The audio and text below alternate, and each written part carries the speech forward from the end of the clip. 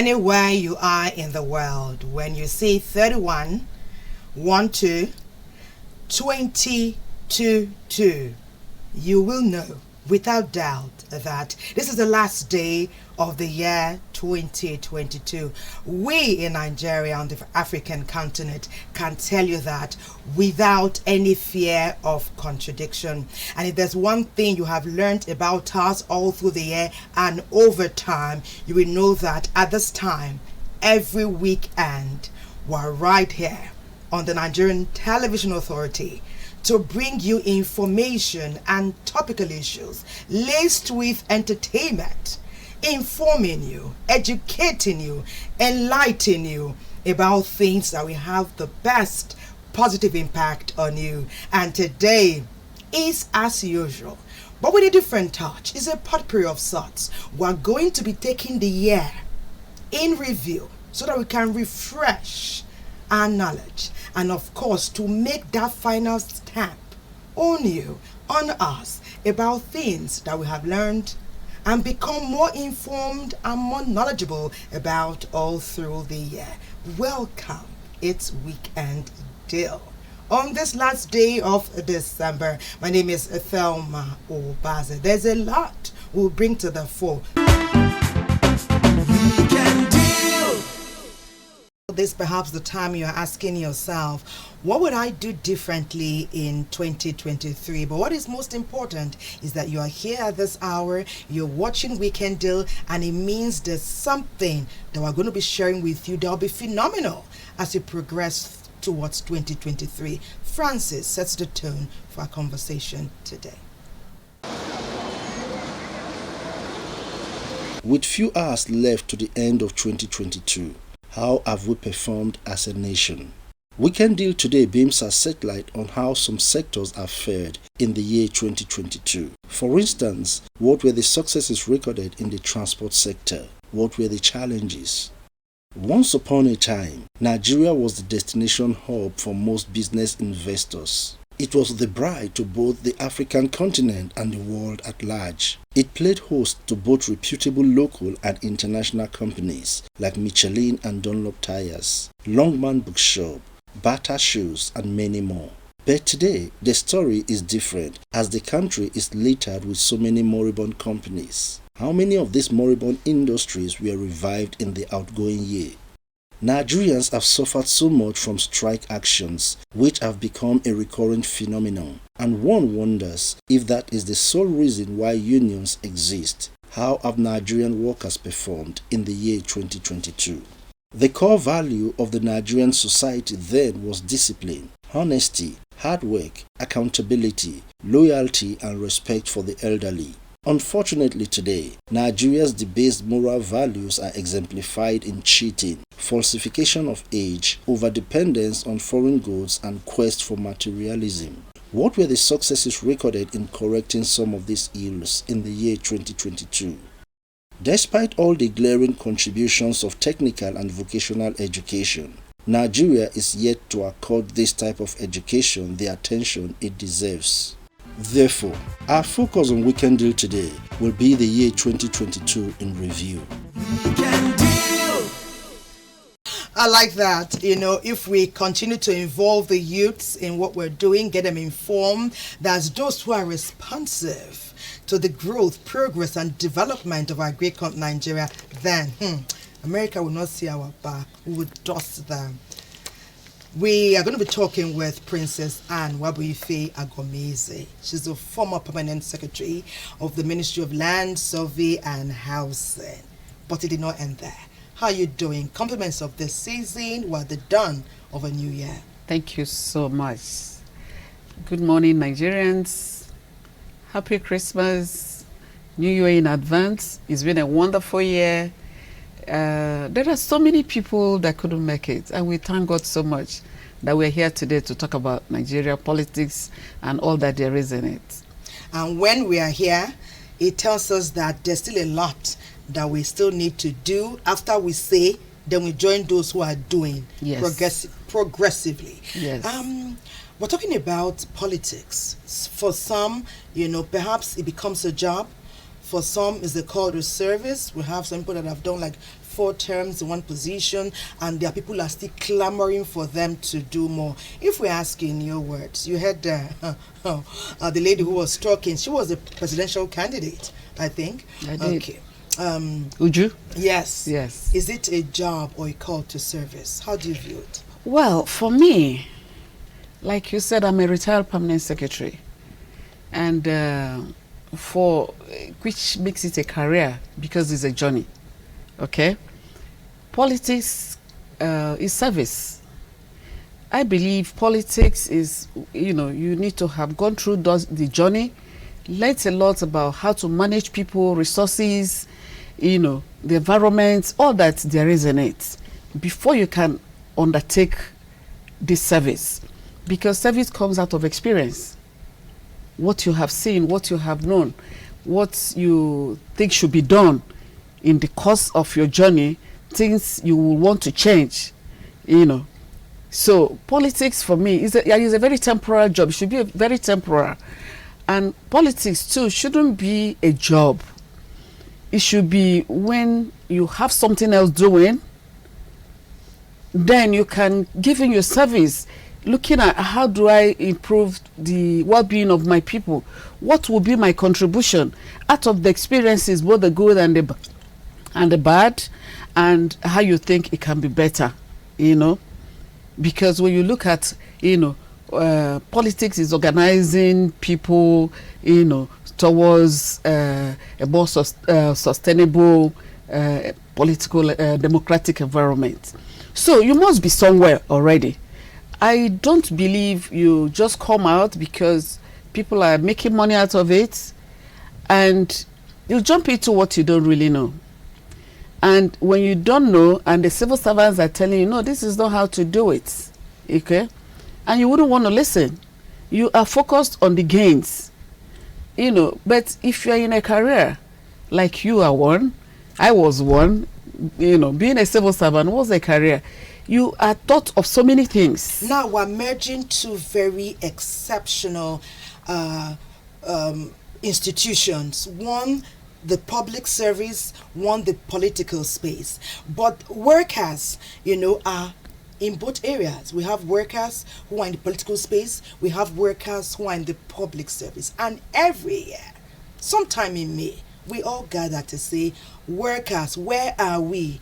Who are we? How are we doing? Let's look at this feature, Workers' Day. We ran it earlier in the year. Let's see it again. International Workers' Day, an annual holiday to celebrate the achievement of workers. It has its origin in the labor union movement, specifically the 8-hour day movement, which advocated 8 hours for work, 8 hours for recreation, and 8 hours for rest. Looking at the NLC in totality, the Nigerian civil servant, the workers, in terms of the right conditions of a working environment, we can give it that it's about 30%, which means it's not up to 50 before you talk of 60 and 70. And when such things happen, that shows that the working conditions, it is not palatable. So on that regard, we can't say the Nigerian workers as at today, they are working in an environment that is conducive, both the office, training, and after. They don't have that. Recall that President Muhammadu Buhari signed the 30,000 Naira new National Minimum Wage Act into law, effective April 18, 2019, thus repealing the Minimum Wage Act of 2011. How far so far? If you look at the implementation of minimum wage of the workers, which was signed into law during this present administrations, they have not been able to implement it across the board. Some states, for example, Kogi State, pays in percentage, like other states who cannot also pay, while some states were able to manage to pay. Osun State also fall in that category, and one or two other states. Now, looking at this, it is not implemented across the board. Where there are states that have capacity to pay more than minimum wage, they should go ahead. But if this is acceptable, what of those states that are not viable, that cannot be able to pay, either due to their IGR or due to the federal inflow or due to undeveloped mineral resources? But the point is that minimum wage should not be cut across as the same. But we might have a benchmark that a worker shouldn't receive below this. If you talk of Lagos State, Kano, Port Harcourt, Abuja, for example, if not because FCT is under federal. But when you look at all these states, they should be able to pay more than the minimum wage. Few years ago, President Muhammadu Buhari mandated the Presidential Committee on Salaries and Wages to review and realign the earnings of employees of ministries, departments, and agencies of government with the aim to check disparity in salaries and wages. How far has this gone? You should harmonize and have salary uniformity. These are the areas where salary and wages commissions now come in. If I give you an example, two people are graduated from the same university and they all come out with 2-1. One happened to get employment with the CBN and one get employment with Ministry of Education. You could see that currently today, you cannot compare the two, which is wrong, because they went to the same school and working in the same country. They also go to the same market. If you are seeing allowances based on where you work, that is a different thing. This is where NLC, if you ask me, these are the area they're supposed to be working and making government to have uniformity of salary in civil servant. Uniformity is something that workers have clamored for nationwide, and it's challenging to even hear that some states may not be viable to even pay the minimum wage, which is pegged at 30,000. When we're talking last week, we got to hear that the price of a bag of rice has gone over 30,000 to 40,000, almost 50, in some places more than 50,000 naira. It's good a thing you were in the public service and retired as a permanent secretary. When we talk about workers, their emoluments, their wages, what is your take, Princess Wabuife Agomeze? My take is, if we have people that is experienced in, like for instance, civil service, it will help to manage these issues because they understand. You know, I have been there, and I know if I was opportuned to represent my people, I know things I would have done. I would have made sure that the whatever that concerns the civil service, you know, is really talked about. Because you see a situation where you've been there on this long journey and the politician comes in, he earns a whole lot more than yourself. You see them building houses, buying choice cars, and yet you are still on this long journey of 35 years and you've got nothing to show for it. Because in service we are taught so many things. You don't have to steal, you have to be disciplined. You've been properly tutored to manage the affairs. So for me, we need experienced people to be there to understand what the workers are going through. Because like what you have just said, if a bag of rice is going for 35,000, how would an average worker do Christmas, for instance? You can't even buy a bag of rice, and most of these people, they've got children, they have to send their children to school, and that is what is leading to stealing.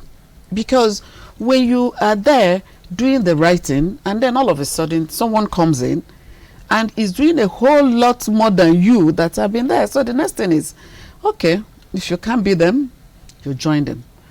But they are all there, so there's not much you can do. So what would you advise the civil servants or the public servants to begin to do at this time? Because you have lived that journey, and some of us are living it now. Yeah, well, for us, we find ourselves in such a situation that you can't pay yourself. You have to depend on government to pay you. So you remember the president talked about agriculture. So while you're working, you can take your weekends to do some other things that can help the economy. You know, you can go into poultry after work. You'll be able to look after your poultry and make earning. For the women, they can fry akara. You know, they can do other things, sell small things after work. It's good. We are continuing our conversation and we continue to engage you. We want to get your experiences, your messages, but for now, you know, something phenomenal happened on December 15th. And if you go to the eastern part of Nigeria, you will hear the narrative. It has changed their expression, their means of doing business, the way they interact, how they journey to and fro from different parts of the country. Let's touch down in Asaba and get to know more about the second Niger Bridge. Stay with us. The Christmas festive period is a season when people make merry and embark on journeys to different destinations. Some take trips to their homeland to celebrate with their relatives. One such obvious movement is for people traveling to the eastern part of the country during the festive period. Before now, the first Niger Bridge was the only route to the eastern part of the country from Asaba axis, which was usually a nightmare to travelers due to the heavy Greek lock.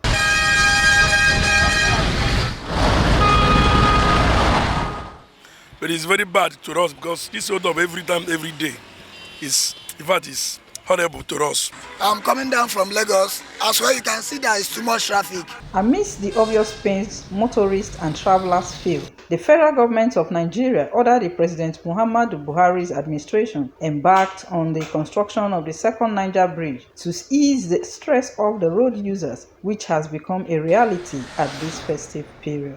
I'm so much impressed because this is the first time of passing here.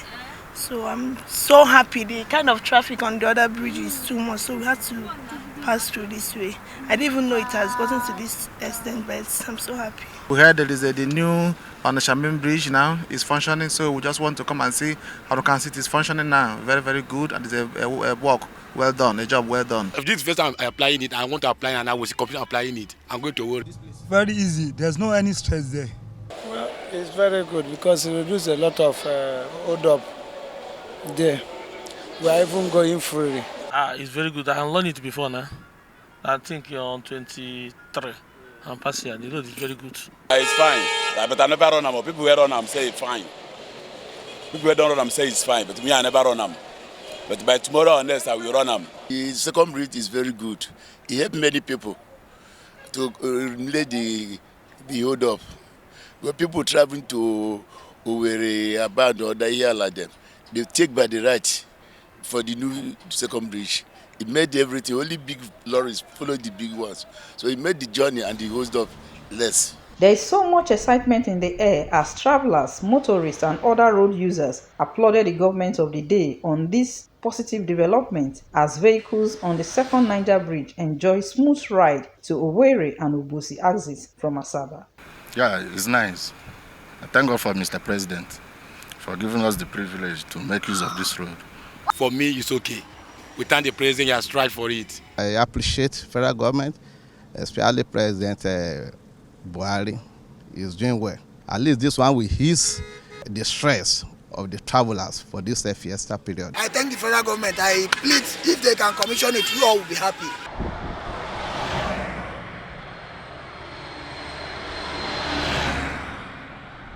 This applauded national infrastructure was open to traffic from 15th December to help ease traffic at the foot of the old bridge. We got that package from Asaba. It's showing you the possibilities inherent in Nigeria. If you let your word, let people to take your word to the bank. If you give your word, I will do this. President Muhammadu Buhari said, this is possible, it can be achieved, it can be done, and today it has got done. Yes. How do we liken that to our experiences as human beings, where we work, those we interact with? We need to live an upright life. I know as a permanent secretary, I never placed a price on my signature. Neither did I ever collect money from any contractor before a job is done. So if we live an upright life, so that people can hold us to our words. Hold you accountable. And you can also hold them accountable. You can hold them accountable. So if you say you will do, people will know, oh, she said she would, she's used to that. So if she has said she would do, that means she's going to do it.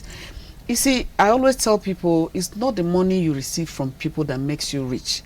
What makes you rich is doing the right thing, and you'll be a happier person. Because most people that give you money will curse it, especially when you're collecting it from them in a very wrong manner. The Third Mainland Bridge, the Second Niger Bridge is going to be a reality, and that he will finish it before he leaves office. And it's a reality today. And we can liken it to what you're also saying. Had somebody taken money somewhere, they would not have been able to hold the contractors accountable. But they said, go and get this job done, or else. Yes. And they got the job done. They got the job and done. Today Nigeria is celebrating. Talking about Second Niger Bridge, transportation is so key. Vehicular movement will be utilizing that bridge, as well as a lot of passenger activity. And in these passengers who board these vehicles, let's talk transportation in Nigeria. Even the hawkers, will make more money. Indeed. Yes. Indeed. Let's see this report. The basic necessities of life, namely food, clothes and shelter, are impossible to be achieved in any society without transportation. And without transportation, life as it is today will be inconceivable. Ideally, every local government should have its own transportation system. But what is the situation today? Who is regulating the public transport sector, as it has become an all-commerce affair? As of today, the public transportation system in Nigeria is in disarray. It's in a complete mess. And that is what has given birth to the use of motorcycles as a means of public transportation in Nigeria, which was not so in the past. It is also part of the failure of the public transportation system that has resulted to the one-chance system and so many other criminal activities. Once upon a time, it was common to see taxis and commercial buses with legible identification numbers on them. But today, the story is different. The side numbers is not there today. You only see associations promoting that today. You see association of National Union of Rural Workers, they are members, they have the side number. You see the Pated Taxi Abuja, they have the side numbers. You see the bracket people, they have the plate number, the side number. I want to tell you that majority of the vehicles operating as commercial don't have side numbers. For example, if there is an incident, or maybe the person violated a traffic regulation, and you want to track him, you cannot track him, because there's no sign you can use to hold him down. No number you can use to hold him down. When you see a code, the way they were using the code before is they write the code. The first part of it indicates the owner. The second part indicates the registration number of that very vehicle and the driver with the union or with the company. But the one I'm proposing is a code that will be used for identification of the vehicle, identification of the owner, identification of the driver, and it will be in the database of the company that is registered to run that transport system. While yellow and black are widely accepted as the colors of cabs all over the world, it isn't the same in Nigeria. Most states have distinct uniform colors to signify cabs or drop, as they are more commonly called. The signature yellow and black have become synonymous with Lagos, while Abuja uses the national colors of green and white. The onus is on the transport company now to allot code to the individual vehicles. That code will be attached to the owner and driver of the vehicle in the database of the company, which will be shared with the Federal Ministry of Transportation. And through the Federal Ministry of Transportation, Other security agencies can share the data of the various vehicles, the drivers of the vehicles, through the Federal Ministry of Transportation. The policeman can have access to that information about that vehicle there. When you are here and you look ahead, 500 meters ahead or 200 meters ahead, and you see the color, you know, oh, this should be the vehicle of company A. And when it gets closer to you, you can see the code. When you see the code and you input the code into your phone using the short code system of the service providers, you can get the name of the owner of the vehicle, the company managing the vehicle, the driver driving that vehicle at that moment. You can know it from your phone. So when you have that system, all this rubbish going on, the madness going on now in the system will not be there. They seem uncontrollable. They park anyhow. They pick passengers anyhow. Nobody is controlling them. A few states in Nigeria are moving towards smart technology initiatives to drive efficiency in economic activities, manage data, and secure residents. Within cities, ride-hailing platforms like Uber and Bolt tap the democratic nature of the internet to provide cab services and regulate service delivery to their own standard digitally. The only thing we can pick from the Uber system is that the regulation of the Uber system make it more dependable. Because they will inspect your vehicles, whether your vehicles are roadworthy. They have records of the driver. They have database for the drivers. They have database for the vehicles. They can track the vehicles. So people have confidence. The government's obligation to safeguard public safety and welfare can only be executed through regulation in the road transport industry. We have many codes. The former codes that are being used cannot be linked. It's not linked to the database. It's of no use. For example, the code on the taxis in Lagos is just for the unions that, oh, this is our vehicle. It is a member number 7. That's what they are using it for. But the code I'm proposing is the code that you can use. You can input into your phone through the use of the short code system of the service providers to identify the company, the owner of the vehicle, the driver driving the vehicle. And the same code can be used to track the vehicle.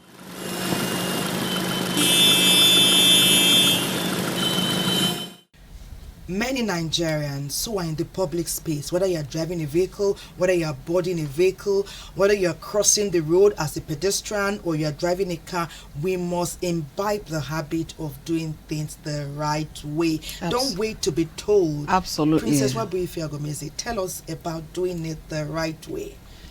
Not just in the transportation sector. No, not just in transportation, because I was a career person. So whenever I'm talking, I need to make reference to my constituency. You were firm as a leader. Very firm. Very firm. Even while being firm, I still had a human heart. You know, my staff was confirmed to what I'm saying, that having interaction with me makes you a happier person. I may not give you money, but I will make you understand why things are going the way they are going. There are lots of bosses that can't even greet accept ordinary good morning. You know, they will see you, say good morning. No, you have to make your workers feel wanted, and it is when you make them feel wanted, and you're trying to be the boss, they will understand this person is doing the job. For instance, if I'm coming to an office and I see a staff wearing a long face, I will usually stop to find out what your problems are. I will invite you to my office, try to understand where the issues are, and then we'll discuss it. If it's a place I can help, I will help. But whether I will help monetarily and otherwise, I will. You will not go back home feeling worse than you came. No way. Interesting. Including people who visit my office. Let me tell you, one time a lawyer came to my office and said, oh, I'm following my file. I said, where are you following it to? He said, oh, he wants to know whether I have minuted on his file or not. I said, you can see my table. There is nothing that I've come to work. I didn't come here to collect money from anybody. If you're following, go to my secretary. Find out where the file has gone to. Then you can follow it to that place. And the man was looking at me. I said, on this table, nobody follows anything. The job has to be done. And the job was done. Interesting. So, as you know, workers, Nigerians, we need to get things properly done. We need to accept our fellow human beings. There's a downside that many people who don't work in public service believe. When workers are agitating, they say we need better pay, upgrade our minimum wage, review it and all that. Some of my cousins, siblings, family will say, public service is always something, that we're always getting our palms greased, or we're always, we're in the habit of, like things, that's the only way we survive. I want you to educate them that they are honest, upright people in the public service, or aren't they? They are. I am, and I used to be one. And there are many others like that they don't have to collect money from you to do your job. You don't need to put a price to your signature, for goodness sake. Do the best you can for your fellow human beings, and if they think you've done well, they will come back to say thank you. Make them feel comfortable, make them feel welcomed. Don't make things difficult for anyone. As a civil servant or wherever you are, and when even when you're in politics, you are still a leader. You're still a leader wherever you are. Make people feel comfortable. Don't just be. It's all about me. And when workers retire, for goodness sake, pay them their entitlement. And let me tell you, since I entered this politics, they have stopped my gratuity since May, and that's not fair. Politics. And the job I've done. Is it that you were not going to follow your file? Maybe now you need to go and follow your file. I won't follow it. They will pay me my money because nobody followed file. No, they started paying me. But it stopped because of my aspiration. Because I said, I need to represent my people. In order to frustrate, because of my gender, they did a whole lot to frustrate my effort. They stopped so in order to make sure she doesn't have much money to go telling stories. But let me even tell you, I need to thank each and every one of you that is in the media. The voice you have given me has really helped. Has helped Nigerian women to speak up, to say what it is, and for people to understand that we are suffering. Things are not working our way. If you stop my pension, how do you want me to survive? Let's look to 2023. We're a few hours from next year. Wrap up. Give us your final expectations. Expectations number one is the elections are coming. Nigerians should go for their PVC. That is your ticket. If you think the government is not doing what you want, you come out and vote for according to your conscience. But make sure you come out and vote. Make sure, what will I say? Make sure, like for instance, God has helped us to live to the end of the year. And we can only change things by changing ourselves, by doing the right thing. Don't collect gratifications. Stop stomach infrastructure. No, it's stomach infrastructure, so that you be able to get things done the way you want it. Have a better Nigeria, which we are all working for. Women in particular are looking forward to a better Nigeria because we have our children suffering. So we beg Nigerians, the youths, the women, please make sure you vote. Vote your conscience. And I will take one or two messages for you, then we'll go on a break and wrap up our conversation.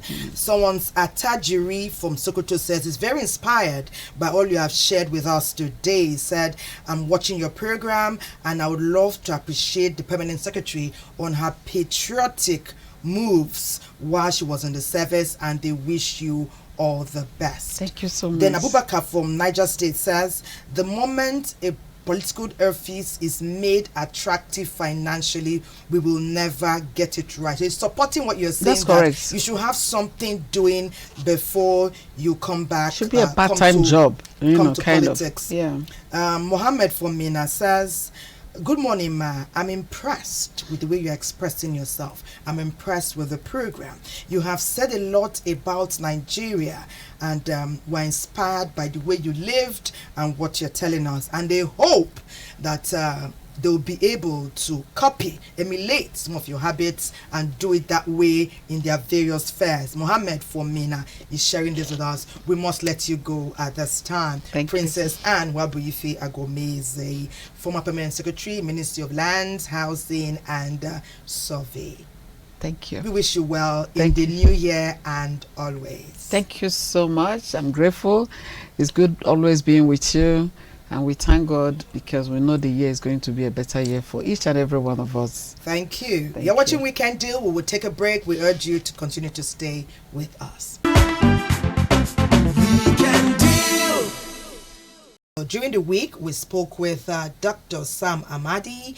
He's a former head. He was a helmsman at NEC for a bit, but he's doing a lot in terms of political thinking, social inspiration, and motivating many young people. He spoke on many issues, including moribund industry and our democratic process and practice. Since 1999, one can argue that we've had some measure of consistency in building up, improving electoral processes. And the high point is under this government that we now have the Electoral Act that legalize innovation that INEC has started. So we can say that in 2014, we attained the major milestone.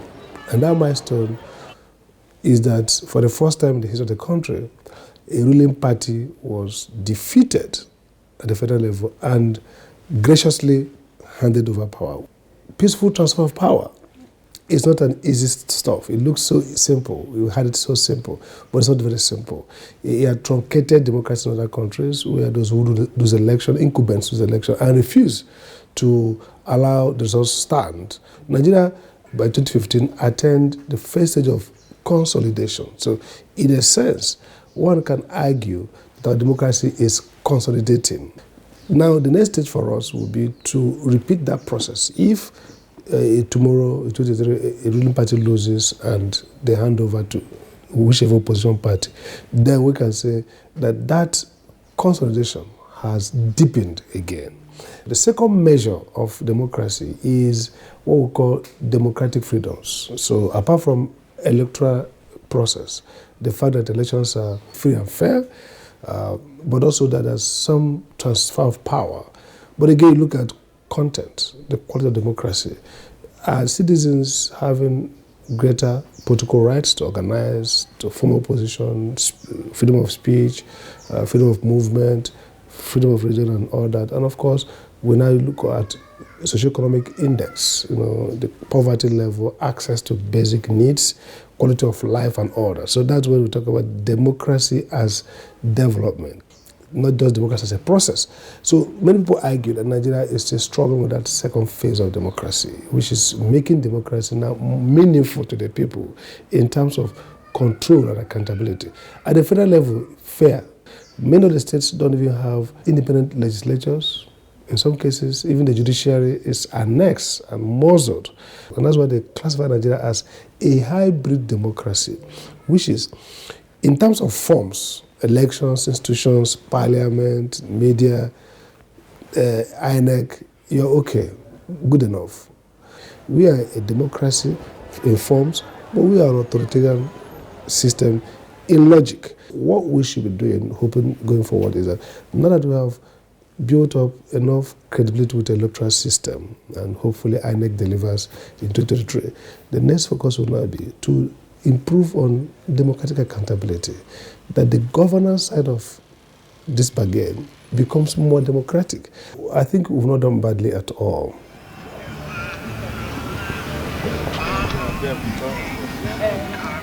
Inequality increases crime and insecurity.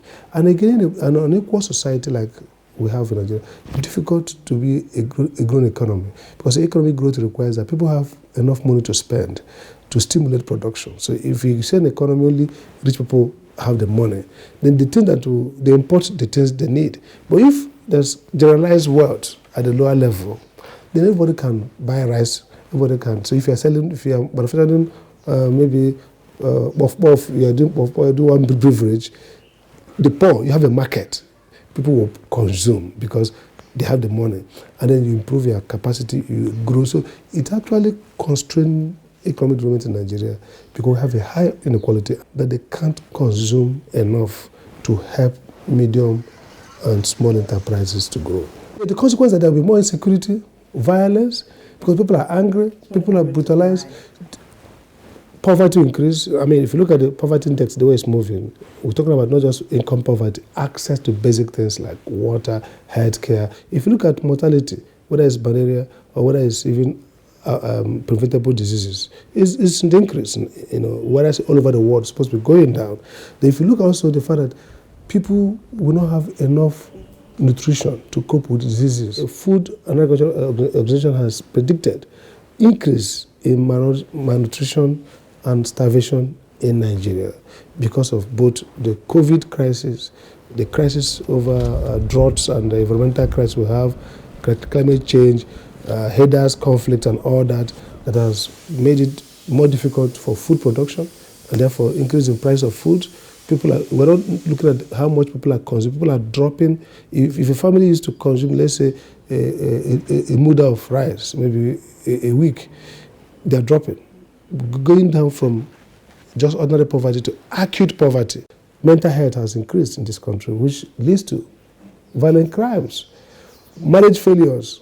Some of these issues are, forget the rich stars who have issues, but the ordinary people who are having crisis, domestic violence, they somewhat mirror this level of poverty and inequality, and therefore a sense of frustration and bitterness and anger that people are going through. This lone wolf, who is on himself or herself, who has been disoriented and deteriorated, stands out there, becomes a menace to society. Home itself is under attack.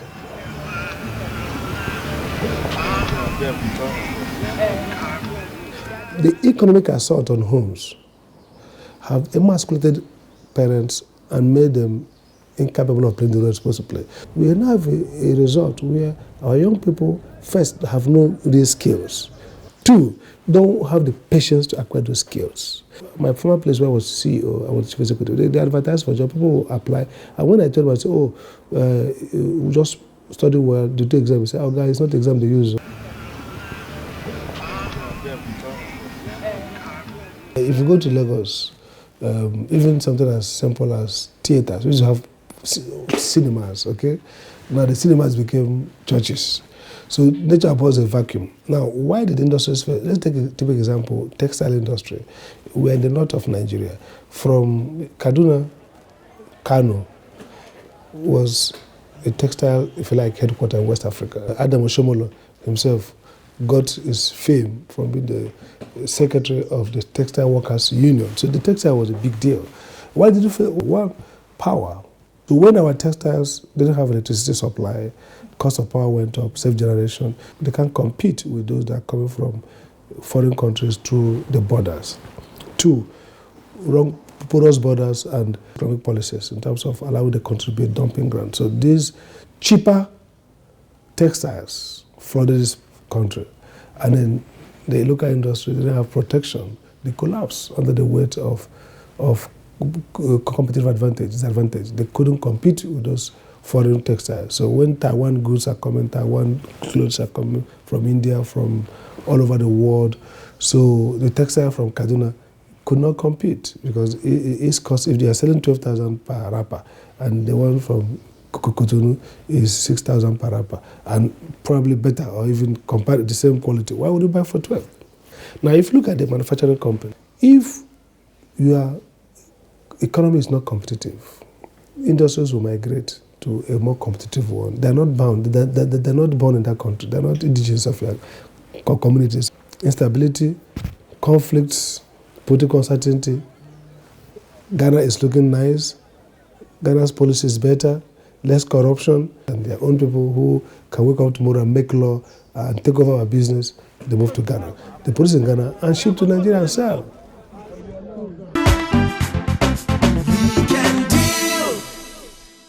If you are not doing something to positively grow, develop and impact Nigeria positively, then whatever you're doing is having a negative impact on Nigeria, and in the long run it will get worse. Start today to think not only what your country can do for you, But what little thing, no matter how small your space, you can do in turn for your country. I will just take 2 messages and then we'll go to Moribund Industries.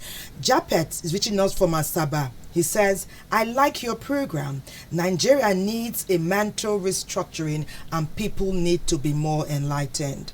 Salihu tells us that a program like this should be held in every part of Nigeria so that more awareness can be passed and everyone in public offices can listen and they can also learn. Weekend Deal is nationwide.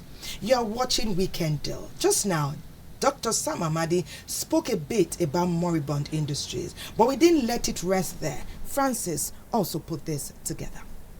No economy can thrive without industrialization. Today, with macro and microeconomic policies, the need has always been on how best to grow industrially. Remember, Nigeria is the world's 20th largest economy, worth more than $500 billion. It overtook South Africa to become Africa's largest economy in 2014. However, the story is different today, as the country is littered with so many moribund companies and facilities. Once upon a time, the headquarters of the Dunlop Nigeria PLC in Ikeja, Lagos was a beehive of business activities. It stirred the hope of hundreds of young men and women as it played a leadership role in the emerging tire market. Its unconcealable rising star dimmed abruptly in late 1990s, a time the industrial sector experienced a major setback, leaving behind tons of hopelessness. The Kaduna Mills Limited is another example of a company that has passed through various phases of growth. Until the 1980s, it was one of the most vibrant in the world. However, the sector started to witness some decline in its fortunes at the turn of the millennium, with the closure of some major factories, while some others relocated to other countries within the sub-region. As at the dawn of the millennium, only about 25 textile companies were functional in the country, with widespread concerns that even those functioning were barely managing to survive, as the operating environment is considered unfriendly. Government is not unaware of this situation, as it is determined to significantly boost the contribution of the non-oil sector to Nigeria's gross domestic product. Do what you can, where you are, with what you have, and impact everyone around you positively. There's a lot more we're still going to be sharing with you, and it's time to hear what your expectations are for 2023. We still have the right to South Africa. Be very conscious of your children. So to them to my house. For me as a person, what I'm looking forward to in 2023, I want to see a better Nigeria. Security-wise, we are not safe. Everybody is walking and looking behind. We want to have a peaceful Nigeria. Politics, if we can have a quiet election, please. We are still hopeful. Nigerians, we don't give up easily. My expectation is actually for government to be youth-minded. Okay, because to be very, very sincere, if we don't empower the youth, we actually rob Nigeria, the future that everybody wants to see. So if we want to actually empower the youth, we should be able to think about their development, and we cannot do that without having them at the minds in policy making, in a whole lot of areas. What do young people need in this particular sector, in agriculture? What should we pour monies into? What should we fund? What should we defund and all of that? We should actually mirror back to see, okay, what are we doing wrong as a country to be able to mine or trap the potentials of these young people? I just want to pinpoint this. Concerning the currency, they changed. We're having fake money all around, and it's really not helping. So I think they should work hard and see how they can curb that. So they should go down to educate them on how this goes and make them understand the difference between the real and the fake. Come 2023 to improve on our healthcare. Most of the times, our leaders have been traveling outside the country to, for healthcare services. Why they are supposed, in the actual sense, to modify our healthcare system so that it be for a benefit for all, both the poor, and the wealthy. And I believe with the new government, they will understand there's need for this and improve on our healthcare system. Now, talking about power, we are still at the EP standard. The situation, our power system have not been encouraging enough. Although there's a little improvement, but more has to be done. You still have the right without moving. Be very conscious of your children. Some took them to my house. If you've done it well, do it better. If you're not doing it well, start to do it well today. We'll take a break. We'll be back.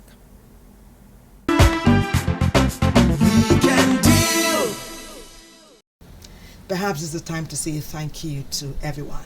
We will start to say thank you to our Comrade Director General, Malam Abdul Hamid Dembos. He's been there for us all and he makes many great things possible. We will not forget our leader, our boss, Executive Director of Programs, Mr. Babawale Kuka. Not just giving responsibilities, it takes time to listen to you and find a way to bring resolution to the challenges that some of us may face at different times during this year.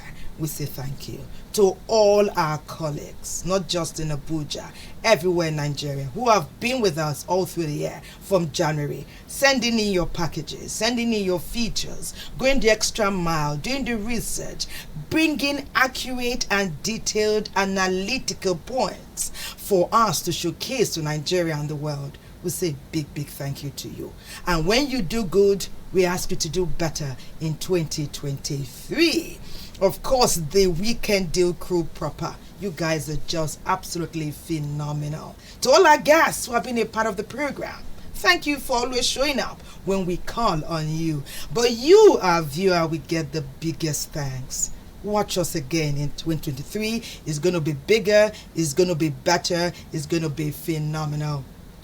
Join us tomorrow. It's going to be fantastic. It's January 1st, the first day of 2023. By the grace of God, we'll all be here bright and early once again. From all of us here